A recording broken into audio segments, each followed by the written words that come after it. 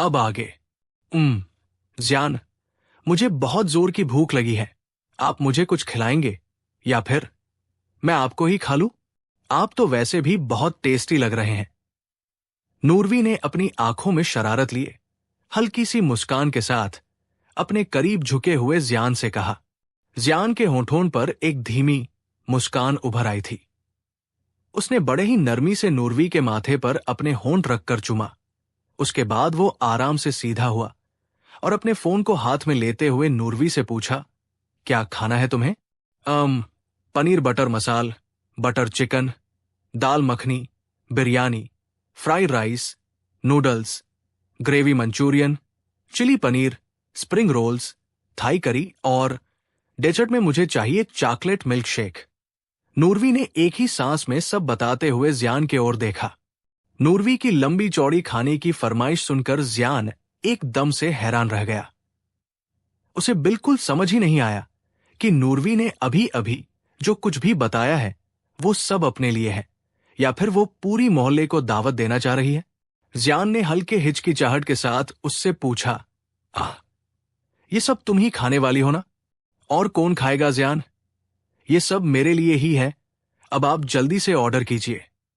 बोलते हुए नूरवी ने अपना सर ज़ियान के कंधे पर टिका दिया। ज़ियान ने आगे बिना कोई सवाल किए चुपचाप नूरवी के पसंद का खाना ऑर्डर कर दिया। करीब आधा घंटे बाद डाइनिंग एरिया। नूरवी मजे से अपना खाना खाते हुए ज़ियान को निहार रही थी। ज़ियान कॉफ का सिप लेते हुए उसके बगल में ही बैठा हुआ था, लेकिन उसके चेहरे के हाव भाव ज्यादा ही कॉम्प्लिकेटेड लग रहे थे और उसका ध्यान अपने फोन के स्क्रीन पर था। वो थोड़ा टेंस नजर आ रहा था, फिर भी उसका वो चार्मिंग लुक नूरवी को ज्यादा ही डोमिनेंट और अट्रैक्टिव नजर आ रहा था। हे ज़ियान! तभी विला में एक 28 साल लड़का अपने हाथ में बड़ा सा गिफ्ट का बॉक्स लिए अंदर आया। ज़ियान और नूरवी एक साथ उस लड़के की ओर देखने लगे।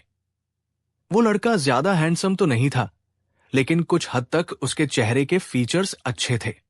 वो अपने होंठों पर मुस्कुराहट लिए सीधे डाइनिंग एरिया में आकर ज़ियान से कहा, आगम ने बताया कि तुमने नूरवी से शादी कर ली। Wishing you both a married life. Zian और नूरवी दोनों को एक साथ विश करते हुए वो लड़का अपने साथ लाए हुए गिफ्ट बॉक्स को ज़ियान की तरफ बढ़ाया। ज़ियान पहले अपने जगह से उठा, फिर उसके हाथ से वो गिफ्ट लेते हुए कहा, थैंक यू मौर्या। उस लड़के का नाम मौर्या था। वो पहले ज़ियान से गले लगा, फिर नूरवी के तरफ अपना हाथ बढ़ाते हुए कहा, हाय मिसेस ज़ियान। ये देख ज़ियान के चेहरे के हाव भाव एकदम से सर्द हो गए। नूरवी को कोई छुए, ये ज़ियान को बिल्कुल बर्दाश्त नहीं था। उसने मौर्या का हाथ हटाने के लिए कदम बढ़ाया, लेकिन उससे पहले ही नूरवी ने मौर्या को पूरी तरह अनदेखा करते हुए उठकर वहां से किचन की तरफ चली गई। मौर्या को यह थोड़ा अजीब लगा। वो एक टक जाती हुई नूरवी को देखते हुए कहा, लगता है भाभी को मेरा आना अच्छा नहीं लगा। और उसे अच्छा लगना भी क्यों चाहिए? ज़ियान अपना एक आईब्रो चढ़ाते हुए बेहद सर्द आवाज में उससे पूछा। उसकी आवाज में गुस्से की एक तीखी धार साफ साफ झलक रहा था। ज़ियान ऐसा आदमी नहीं था जो अपनी बीवी को अपने दोस्तों के साथ आराम से घुलने मिलने दे। नूरवी के लिए ज़ियान इस हद तक दीवान हो चुका था कि वो अब उसे अपनी ऐसी दुनिया में बांध कर रखने वाला था जो उसकी जिद और जुनून से भरी हुई हो। वो नूरवी के लिए हद से पोसेस था, जैसे उसकी हर सांस पर उसका ही हक हो। उसके अंदर का डोमिनेंट मिजाज नूरवी के लिए इस हद तक बढ़ा हुआ था कि वो नूरवी के करीब ना किसी को बर्दाश्त कर सकता और ना ही नूरवी को वो किसी और के करीब जाने दे सकता था। ज़ियान के सवाल पर मौर्या ने लाचारी में अपना सर हिलाकर कहा, you are just on another level Zian. Maurya फिर ज़ियान के साथ स्टडी रूम के तरफ जाने लगा। किचन में मौर्या कश्यप। किचन में कदम रखते ही नूरवी के मुंह से मौर्या का नाम गहरी नफरत के साथ निकला। उसकी आवाज में गुस्सा था और वो ज्यादा ही भड़की हुई भी लग रही थी। नूरवी को अच्छे से याद था कि ये मौर्या कश्यप उनमें से एक था जो पिछले जन्म में ज़ियान को बर्बाद कर रखने में एक मौका नहीं छोड़ा था।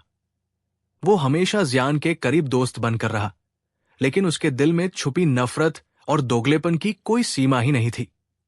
और सबसे बड़ी बात, नूरवी ने हमेशा मौर्य को अपनी मां पारुल भारद्वाज का ही साथ देते हुए देखा था। उस वक्त नूरवी को नहीं लगा था कि पारुल और मौर्य ज्यान को मारने की कोशिश कर रहे थे। उसे तो ये बात उसके आखिरी वक्त पर पता चला था। जब वो खुद आखिरी सांस ले रही थी तब ज्यान मर चुका था।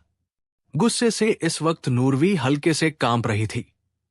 वो अपने दांत पीसते हुए कहा, पिछली जिंदगी में जितना मैंने धोखा खाया है उतना ही धोखा मेरे ज्यान को भी मिल चुका है। अब मैं उसके जिंदगी में ऐसे किसी भी इंसान को बर्दाश्त नहीं करूंगी जो चेहरे पर मासूमियत का नकाब पहनकर अंदर से जहर से भरे हो। जो लोग अब ज्यान की बर्बादी चाहेंगे, मैं उन्हें खुद ही बर्बाद कर रख दूंगी। थोड़ी देर खुद के गुस्से को शांत करने के बाद नूरवी धीरे धीरे किचन से बाहर निकलकर अपने कमरे की तरफ जाने लगी। लेकिन तभी उसकी नजर एक मेड पर पड़ी जो मौर्य के लाए हुए गिफ्ट को लेकर उसके ही रूम की ओर जा रही थी। नूरवी का गुस्सा फिर से जैसे जलते हुए अंगारों की तरह भड़क उठा। वो तेजी से उस मेड के पास बढ़ते हुए गुस्से से बोली, रुको। वो मेड मुड़कर नूरवी की ओर देखी जो सीढ़ियां चढ़ते हुए तेजी से उसकी तरफ बढ़ रही थी, और नूरवी का चेहरा गुस्से से तमतमा भी रहा था। तुम इसे कहाँ ले जा रही हो? नूरवी ने गुस्से से मौर्य के लाए हुए गिफ्ट की ओर इशारा करते हुए मेड से पूछा। नूरवी का गुस्सा देखकर वो मेड डर से थोड़ा घबराई हुई लग रही थी। उसने डरते हुए जवाब में कहा, मैम, बॉस ने इसे अपने रूम में रखने को कहा है। यह सुन नूरवी के चेहरे पर गुस्से की झलक और गहरी हो गई। उसने दांत भींचते हुए कहा, कोई जरूरत नहीं है, तुम इसे तुरंत डस्टबिन में फेंक कर आओ जाओ। नूरवी की बात सुनकर वो मेड कुछ देर अपनी जगह पर ही खड़ी रही, क्योंकि गिफ्ट को कमरे में रखने का ऑर्डर उसे ज्यान नहीं दिया था। लेकिन अब नूरवी उसे वो गिफ्ट बाहर फेंकने कह रही थी। वो मेड अब उलझन में आ गई थी कि उसे नूरवी की बात माननी चाहिए या फिर ज्यान की। मेड को अभी भी अपने जगह में ही रुका देखा नूरवी ने गुस्से से कहा, तुमने सुना नहीं, मैंने क्या कहा? जाओ। मेड ने बिना एक पल गवाए गिफ्ट को डस्टबिन में फेंकने के लिए चल दी। वही स्टडी रूम के बाहर खड़े मौर्य, आगम और ज्यान एक टक नूरवी की ओर देख रहे थे। अपने लाए हुए गिफ्ट पर नूरवी का इस तरह का खुन्नस निकालना मौर्य को बिल्कुल समझ में ही नहीं आया, और उसके चेहरे के हाव भाव ज्यादा ही अजीब से हो गए थे। तभी आगम ने उसके कंधे पर हाथ रखकर कहा, मौर्य, इस बारे में ज्यादा सोचो मत। भाभी का बर्ताव सुबह से ही ऐसा है। उन्होंने गुस्से में आकर अद्विक पर भी हाथ उठाया था। मौर्य हैरानी से कभी आगम को देखता तो कभी ज्यान को। ज्यान बिना कुछ कहे नूरवी के पास चला गया तो वही आगम मौर्य को अपने साथ स्टडी रूम में ले गया। नूरवी अभी भी सीढ़ियों के पास ही खड़ी थी। वो मुड़कर जाने को हुई कि तभी उसकी नजर सामने खड़े ज्यान पर टिक गई। ज्यान उसके बेहद करीब जाकर कहा, क्या हुआ है तुम्हें? इस तरह अजीब बर्ताव क्यों कर रही हो नूरवी? ज्यान ने उसे बहुत ही धीमी आवाज में पूछा था, लेकिन उसकी आवाज में हल्की गुस्सा थी। नूरवी थोड़ी देर चुप रही, फिर वो जवाब में बोली, मुझे वो गिफ्ट बिल्कुल पसंद नहीं आई। तभी ज्यान उसके गाल पर हाथ रखकर उसके चेहरे को अपने चेहरे के करीब लाते हुए कहा, तो मैं उसे कही और? बिल्कुल नहीं। जो चीज मुझे पसंद नहीं है वो चीज आप अपने पास रखना तो दूर उन्हें छू भी नहीं सकते। सुना आपने? ज्यान के बात को टोकते हुए नूरवी ने बेहद गुस्से से चिल्लाया। ज्यान थोड़ी देर उसे ही देखता रहा। उसे बिल्कुल समझ नहीं आ रहा था कि नूरवी उस गिफ्ट पर यह किस तरह का खुन्नस निकाल रही है।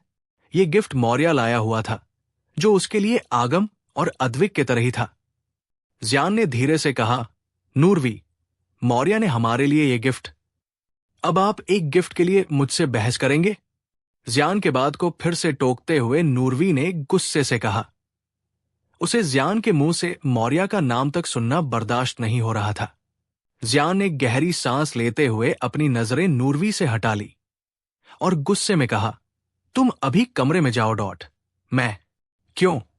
नूरवी ने गुस्से से दोबारा पूछा तो ज्यान का गुस्सा एकदम से फुट पड़ा और वो कसके नूरवी के बाजू पकड़कर चिल्लाते हुए कहा, बार बार मेरी बात को बीच में टोकते हुए मुझसे बहस करने की हिम्मत कैसे की तुमने?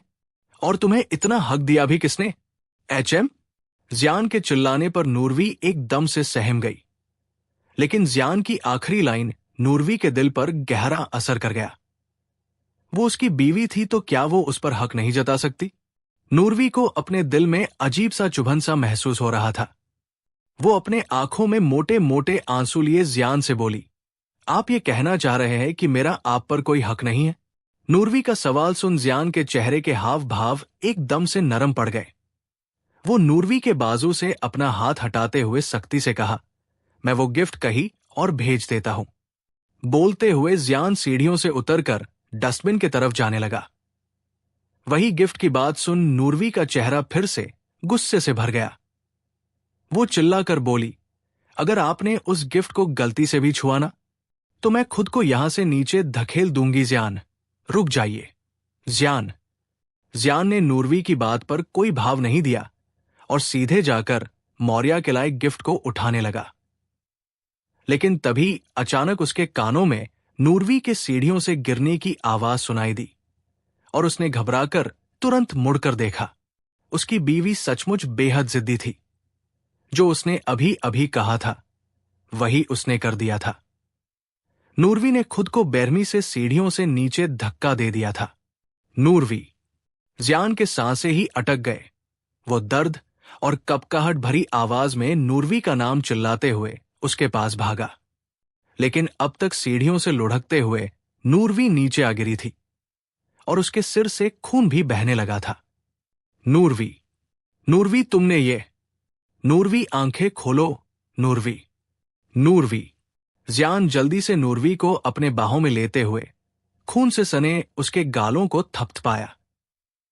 लेकिन नूरवी गिरते ही बेहोश हो गई थी। जियान का दिल उसे ऐसे देख धड़कना ही भूल गया था। वो लगातार उसे होश में लाने की कोशिश कर रहा था, लेकिन नूरवी उसके बाहों में बेजान सी हो गई थी। जियान जल्दी से उसे अपने गोद में उठाकर हॉस्पिटल के लिए निकल गया। करीब 2 घंटे बाद मुंबई के सिटी हॉस्पिटल। जियान अपने कांपते हाथों में नूरवी का ठंडा हाथ थामे बेचैनी से उसके चेहरे को ताक रहा था। उसकी बेजान आंखें एक पल के लिए भी नूरवी से हटने का नाम नहीं ले रहे थे। नूरवी को इस तरह दर्द में देखना जियान के लिए इस वक्त किसी दर्दनाक सजा से कम नहीं लग रहा था। उसका दिल तकलीफ से भर गया था, लेकिन उससे भी ज्यादा उसे खुद पर गुस्सा कर रहा था। अगर वो नूरवी की बात आसानी से मान लेता तो ये सब होता ही नहीं। नूरवी को अभी तक होश नहीं आया था, लेकिन डॉक्टर कहकर गया था कि उसे कभी भी होश आ सकता है। करीब 15 मिनट बाद नूरवी का पूरा शरीर धीरे धीरे पसीने से तरबतर होते हुए कांपने लगा। उसका हाथ जो जियान के हाथ में था वो तक कांप उठा था, लेकिन जियान के हाथ को नूरवी खुद ही कसकर पकड़ना चाह रही थी। लेकिन कांपने के कारण वो ठीक से जियान का हाथ पर अपना पकड़ नहीं बना पा रही थी। वही जियान अपने सांसें थामे उसे ही हैरानी से देखने लगा था। उसे समझ ही नहीं आ रहा था कि पल भर में नूरवी इस तरह कांपने क्यों लग गई। नूरवी, नूरवी तुम्हें क्या हो रहा है बच्चा? नूरवी आंखें खोलो। नूरवी।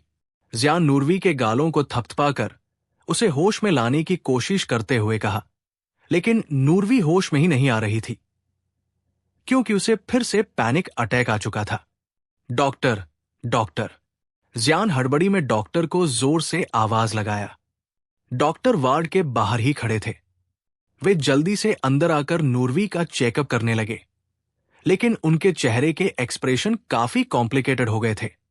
जियान हैरानी से नूरवी को होश में लाने की कोशिश करते डॉक्टर को ही देख रहा था, लेकिन डॉक्टर के चेहरे के एक्सप्रेशन देखकर उसका घबराहट एकदम से बढ़ गया। वो कसके उस डॉक्टर का कॉलर पकड़कर चिल्लाते हुए कहा, मेरी बीवी को होश नहीं आया, लेकिन फिर भी वो छटपटा रही है। क्यों?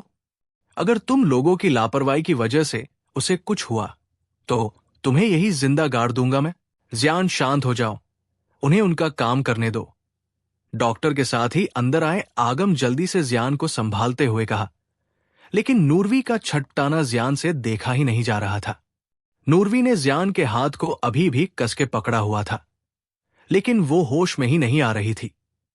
तभी वो डॉक्टर डरते हुए जियान से बोला, प्लीज हमें इन्हें जल्दी से होश में लाने दीजिए, नहीं तो ये कोमा में जा सकती है। जियान के मानो सांस ही जैसे रुक सी गए। उसे लगने लगा कि वो नूरवी को खोने लगा है।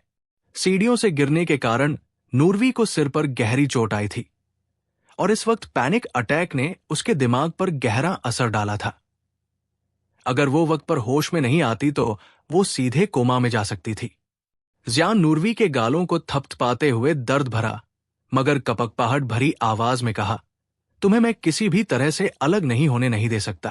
तुम्हें होश में आना होगा नूर, प्लीज आंखें खोलो ना नूरवी, प्लीज मैं तुम्हें इस हालत में नहीं देख पा रहा हूं नूरवी, प्लीज एक बार आंखें खोलो।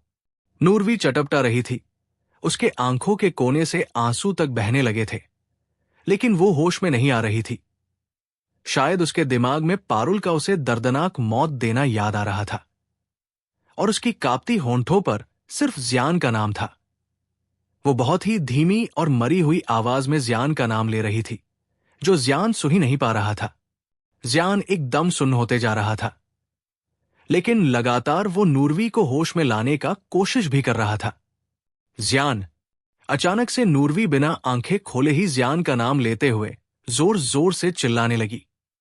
वहां खड़े डॉक्टर्स नूरवी के हालत को समझ ही नहीं पा रहे थे और वो इस वक्त नूरवी को किसी भी तरह का इंजेक्शन नहीं लगा सकते थे। वही जियान के धड़कन एकदम से रुक सी गए थे। वो पूरी ताकत से नूरवी को झकझोरते हुए उसका नाम जोर से चिल्लाया, नूरवी। नूरवी झट से अपने आंखें खोलकर आसपास देखने लगी, लेकिन अगले ही पल वो जोर जोर से रोते हुए जियान से बोली, जियान वो मुझे मार देगी, जियान वो इस बार भी मुझे। आप शांत हो जाओ नूरवी, मैं हूं ना, मेरे रहते हुए कोई तुम्हारा कुछ नहीं बिगाड़ सकता, प्लीज शांत हो जाओ। जियान नूरवी को अपने बाहों में भरकर उसके पीठ को सहलाते हुए कहा। नूरवी अभी भी कांपते हुए रोने लगी थी। कैसे होगा आगे कहानी का सफर? नूरवी का ये डर कभी जियान के सामने आएगा? जानने के लिए पढ़ते रहिए reborn to love my cold hearted husband.